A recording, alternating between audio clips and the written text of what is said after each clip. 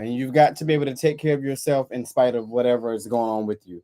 So with this particular series, we're talking about self-care.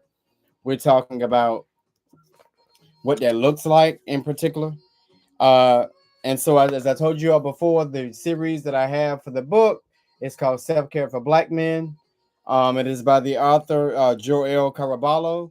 It is an awesome read. I would really recommend you to get it for your husband, for your boyfriend, for your significant other, spouse, boo, whatever you call him or her.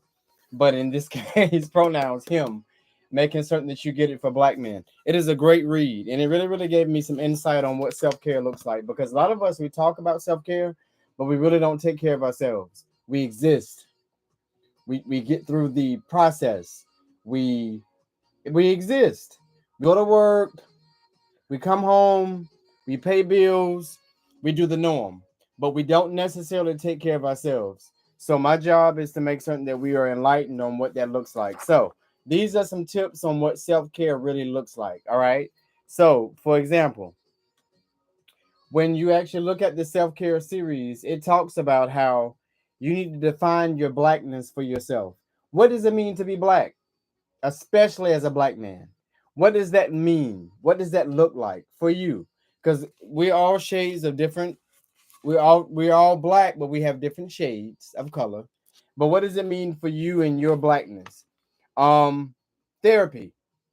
It is very imperative that you go and get some form of therapy. If you need someone to talk to outside of a aunt, an uncle, your church pastor, however it may be, you need to make certain that you go and you speak to someone who can actually enlighten you, help you to in order to be able to connect to who you are. It is very easy, you all, to lose yourself. It is so easy to lose yourself. You can lose yourself in a week. If it's a job switch, most of the time we lose ourselves when we're trying to seek higher.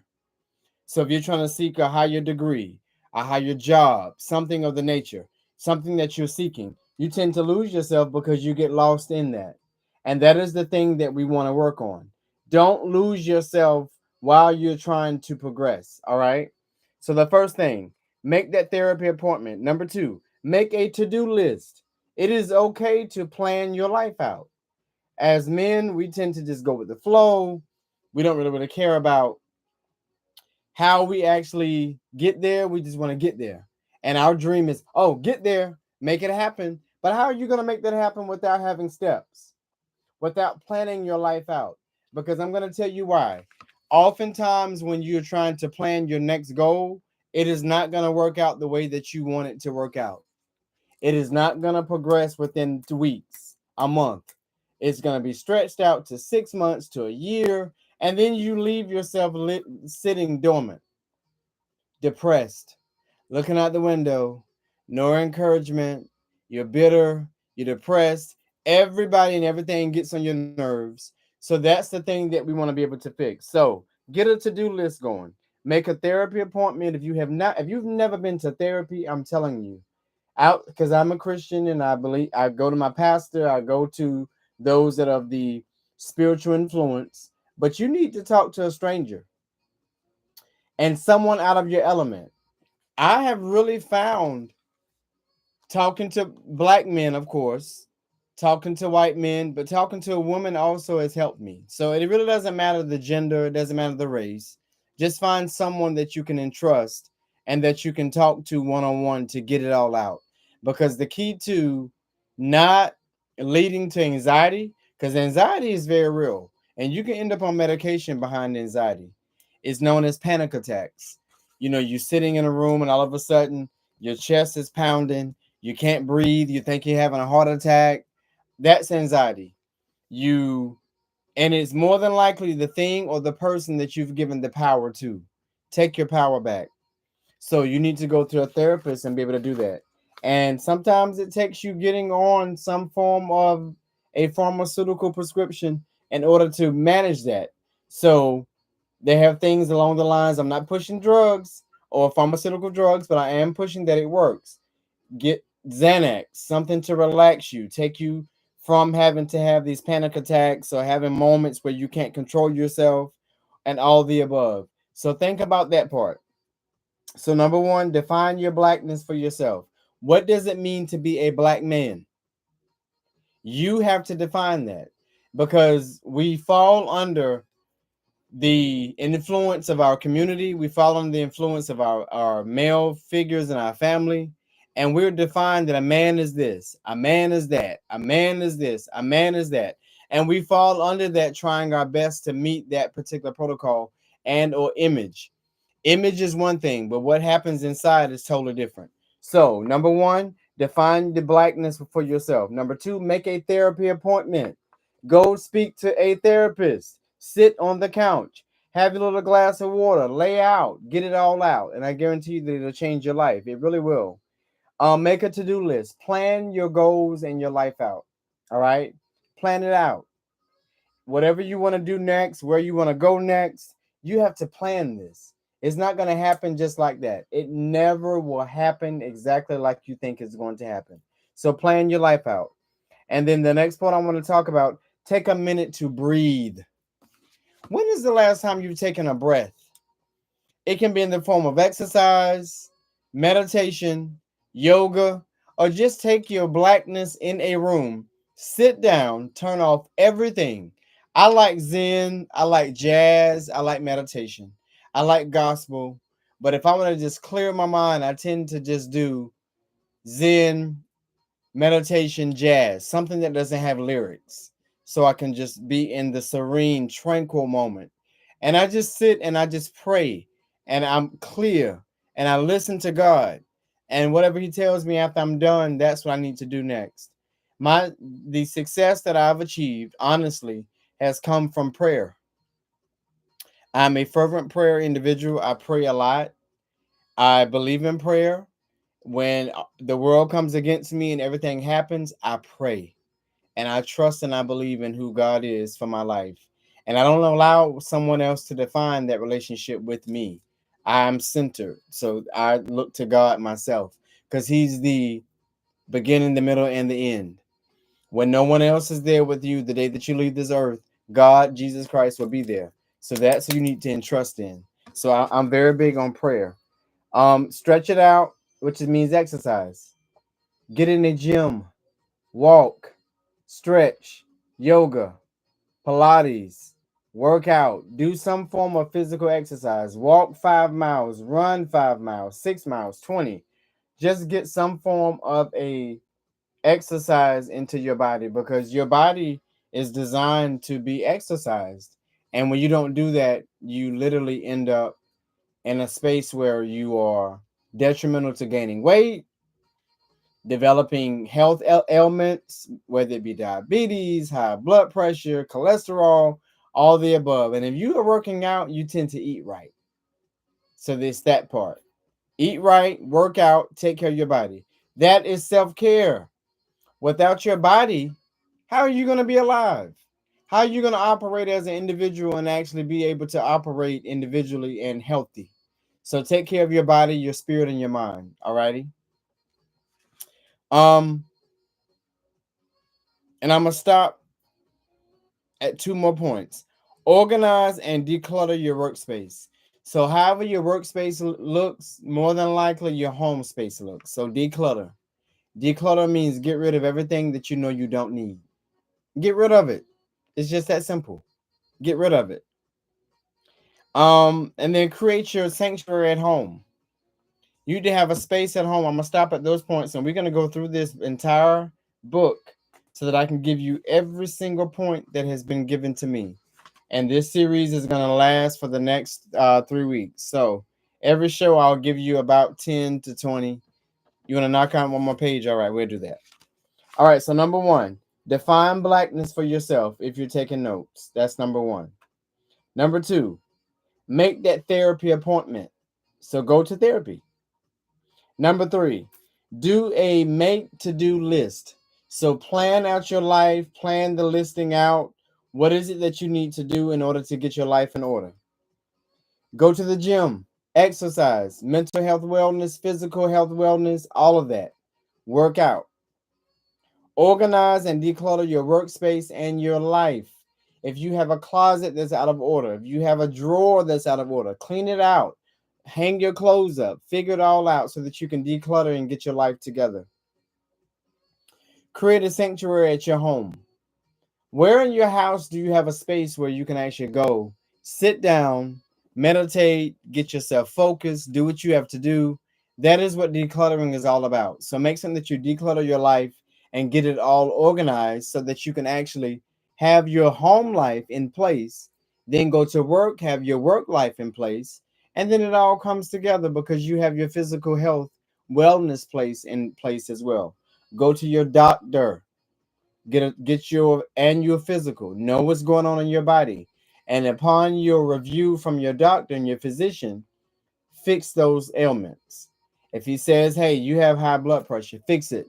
You're borderline diabetes, fix it. Change your diet. So you have the power to control all of this. All right. um Try a holistic healer.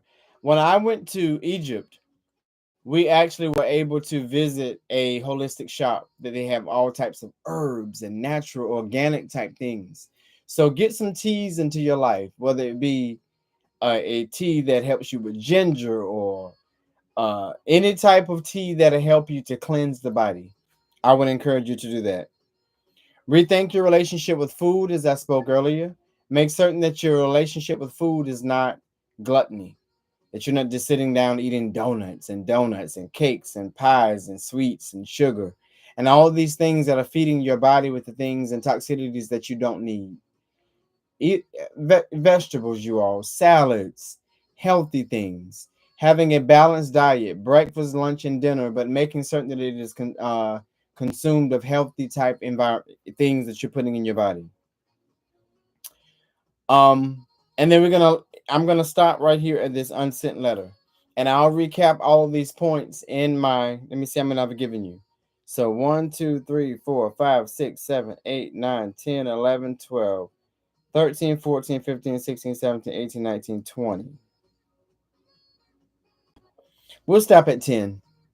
We'll stop at 10. And with that 10, the last one that I'm giving you tonight before I get off here, exercise.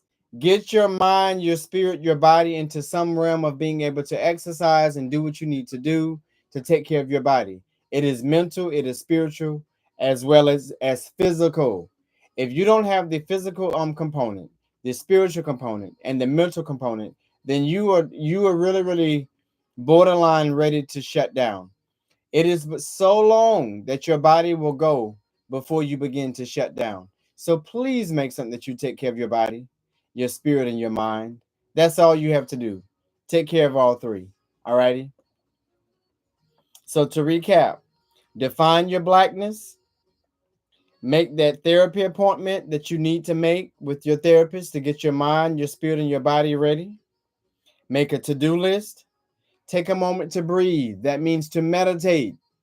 Meditate yourself. Get in a room and center yourself and breathe and think and get it all out. Stretch it out. That means exercise. Get in a gym.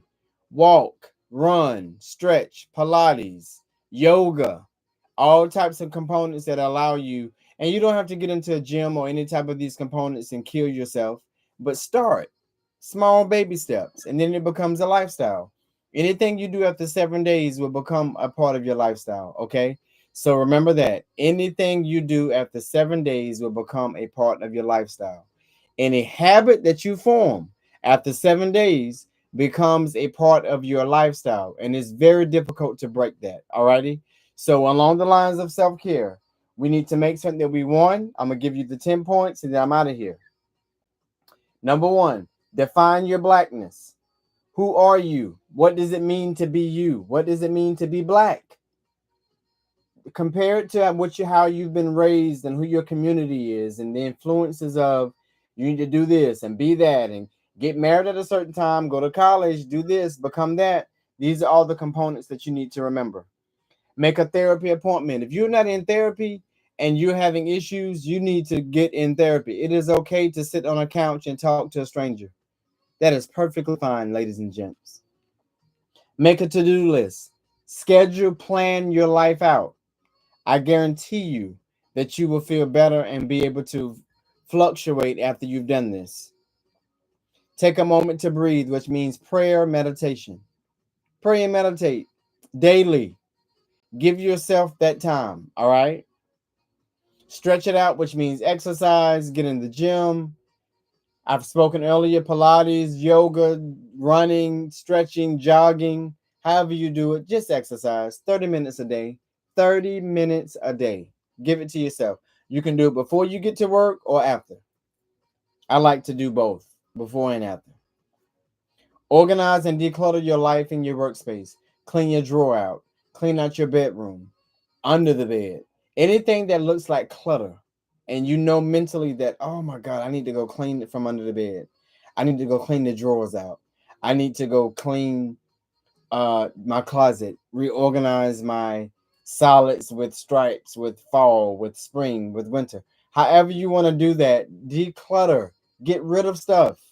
If you don't need it, get rid of it. And I'm preaching to the choir because I need to declutter right now as we speak, and I'm working on it. That is my task because it is even bothering me, and I know I need to declutter. Um, Create a sanctuary at your home. What room in your house are you allowing to be your space that you can actually go to and meditate? You get away from everybody. I'm talking even the dog and the cat, even the goldfish. You get away from every single person that you see. Where in your home do you have that space so that you can actually get away from the world and jump in and just be present with self and God and spirit? Pray, listen to God. He'll give you all the answers, I promise you. A holistic leader, as I said before, a healer in this case. When I went to Egypt, we went to a holistic shop. We got all types of herbs, whether it be ginseng, whether it be uh a tea, hibiscus tea, anything that what was it called? The mint, silver mint, whatever you call it. It's all types of herbs that you can use, from teas to herbs to incense, anything that can sense, clear your spirit, your mind, and detox you. So we're talking about detoxing. Detox your body. Make a doctor's appointment so that you can know what's going on with your body. Don't just live your life as an individual and you don't know what's happening inside of your body. Have your blood pressure checked, have your heart checked, have your blood work checked, have everything that you need checked so that you can self-care. That means going to the doctor. And whatever the doctor tells you, listen to the doctor. If the doctor tells you that you have high blood pressure, then guess what you need to do? You need to pull back your diet to make certain that you are bringing that blood pressure down before you end up on medication. The key is to stay, to try to avoid having to get on meds. So do it holistically. But if the doctor's telling you that, hey, boo, you borderline high blood pressure and we're going to need to put you on medication, then do what you have to do for a short period of time. But the key is to change your diet. So the point with that point is rethink your relationship with food. What is your relationship with food? Is food your best friend, your neighbor, your stranger? All right. 3 meals a day, 2,000 calories a day that you should be having an intake. Don't overdo that. You don't need donuts, cakes, pies, and sweets and all this other stuff. In the morning, have a healthy breakfast, have a healthy lunch, and then have a balanced dinner, and then go work out in the evening. Try your best to work out in the morning and in the evening if you can split it up. You really only need 30 minutes a day. So if you can work out for about 30 minutes a day, you're burning 2,000 calories. Don't overdo that 2,000 calorie mark. Work out 30 minutes a day. It can be 15 minutes in the morning that you go get on the treadmill, walk, run, jog, however you decide to do it. And in the evening, after you've gotten home, cook dinner, a healthy dinner, then go run, work out, Pilates, yoga. Take care of your body. If your body fails you, then your soul leaves. I hope that makes sense. Once your soul Once your body cannot no longer contain your soul, then your soul leaves the body because that means the body has died. So just food for thought. Um, Write an unsent letter, and this is therapeutic. A lot of times we go through things in life and we don't talk about it. We don't go to therapists. We don't discuss with anyone else, and we just to kind of move forward. We don't progress. So sit down if it's therapeutic for you. Write in your journal. Write an unsent letter. An unsent letter is a letter that you want to write to somebody, something, some situation, some issue. Write the letter. No one has to read the letter. And this is a form of self care and therapy. Write an unsent letter. You read it, you write it, and then you can discard it. No one ever has to read that letter, but you're getting it out. This prevents anxiety. This prevents you having to go to the doctor and have to get on Xanax and all these other meds to control anxiety. Get it out of your system. A lot of times, if you have not conditioned your life to go to a therapist or be in some form of counsel, then you tend to just ignore it. It builds up, and then as a result, you end up with anxiety. So write an unsaid letter. And then last but not least, listen to your body.